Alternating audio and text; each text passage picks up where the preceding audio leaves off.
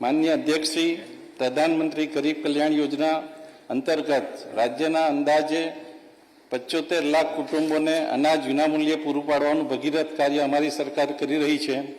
વધુમાં ગરીબ લોકોની અન્ન સુરક્ષા માટે રાહત દરે તેલ, કઠોળ, ખાંડ અને અન્ય આવશ્યક ખાદ્ય સામગ્રીઓનું વિતરણ પણ કરવામાં આવે છે.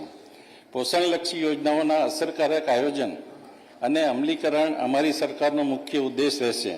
પોષણ અને તંદુરસ્તી માટે અલગ અલગ વિભાગો દ્વારા યોજનાઓ અમલમાં છે. પોષણને અગ્રિમતા આપતા આ યોજનાઓ માટે ગત વર્ષ કરતાં 21% વધારાની સાથે અંદાજિત 8,200 કરોડની જોગવાઈ સૂચવી છે.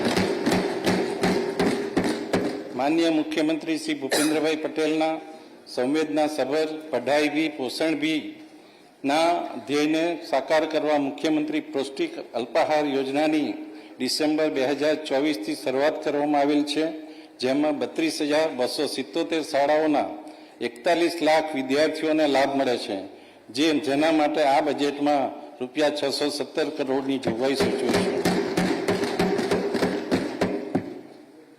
માનનીય અધ્યક્ષશ્રી, પ્રાથમિક શાળાના વિદ્યાર્થીઓને પૌષ્ટિક, આરોગ્યપ્રદ અને સ્વાદિષ્ટ ભોજન આપવા 72 તાલુકાઓમાં સ્વૈચ્છિક સંસ્થાઓની મદદથી સેન્ટ્રલાઇઝ કિચન ઊભી કરવા ₹551 કરોડની જોગવાઈ સૂચવે છે.